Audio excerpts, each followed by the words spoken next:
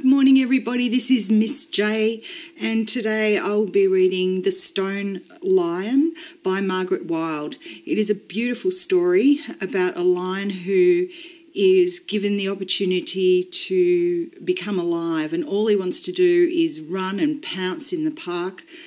But one night a baby is left in his stone paws, abandoned, and he shows her enormous compassion. So please enjoy this story, The Stone Lion.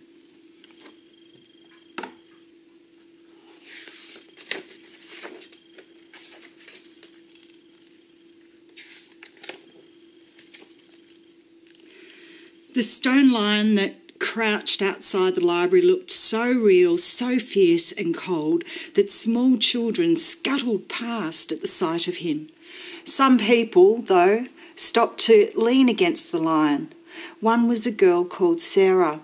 She would huddle next to him, cradling a tiny bundle, and her tears would fall like rain on his paws.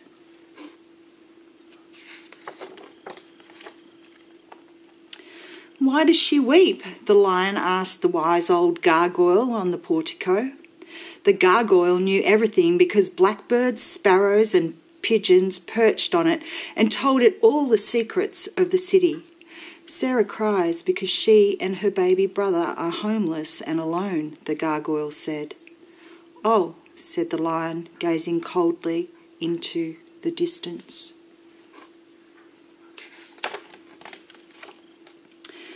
Ben, who worked at the library, often leaned against the lion while he ate his sandwiches and read a book. Now and again he would laugh or sigh. "What's in the book that makes him do that?" the lion asked the gargoyle. "He's reading stories about living creatures who feel happy or sad, despairing or hopeful," said the gargoyle. If he could have, the lion would have shrugged. He had no idea what these feelings were.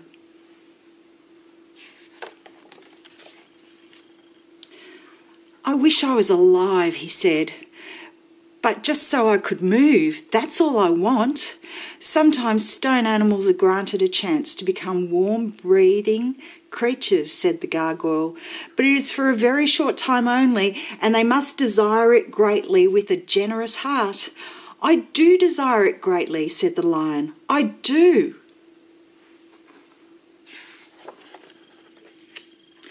He imagined strolling along the wide street that he saw from his pedestal. He imagined running in the green depths of the park across the road, prowling, pouncing, leaping. But he could not swish his tail or flick a whisker.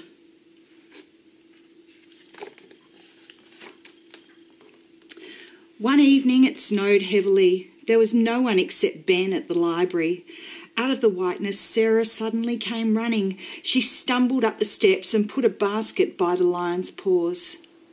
"I'm so tired," she said to the clouds and the wind. "So cold and hungry." She swayed. Then she sank to the steps, her body limp, her eyes closed. Inside the basket was a baby with a ruft of red hair. A snowflake fell on the baby's nose.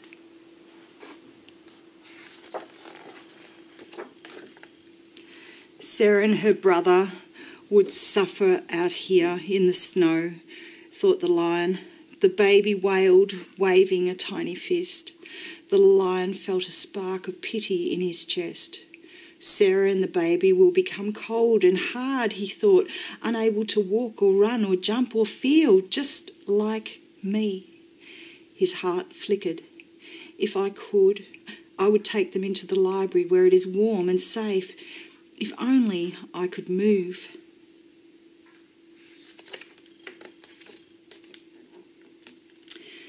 He'd never desired anything so fervently before. With a jolt, he felt his heart start to beat. He shook his mane, he flexed his claws, he stretched his legs, he glanced around at the street and the park that he'd so often longed to explore.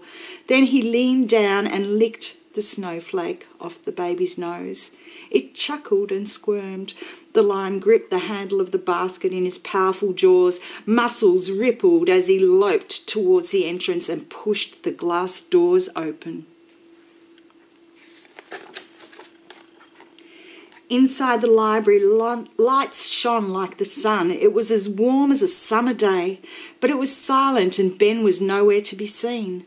The lion paced down an aisle between the shelves looking for Ben. He put down the basket and roared. Ben peered around a bookshelf. He couldn't believe his eyes. "It is you," he said with wonder. "You always did look so lifelike." He hurried to pick up the child. "It's freezing, poor little thing."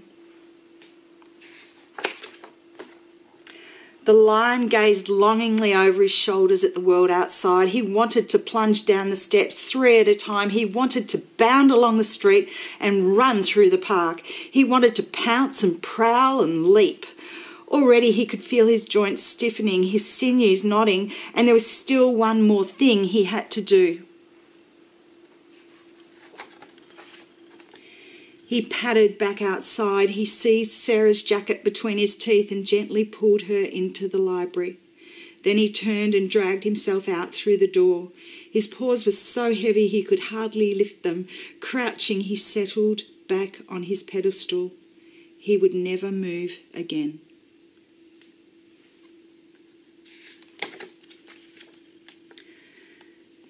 The next morning, the library was full with children, their voices as bright as birds in the trees. Ben came out to sit next to the lion. He whispered, "It still feels like a dream, but I know it was you who saved Sarah and her little brother." Inside his great stone body, the lion purred with contentment.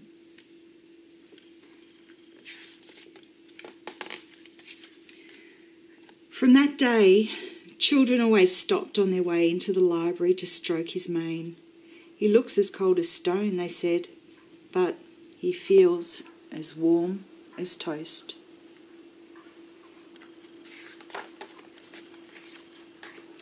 And in the years that followed, a little red-haired boy often rested his cheek against the lion. "He once licked a snowflake off my nose," he told his sister. She hugged him, and they both hugged the lion. If he could have, the lion would have hugged them back.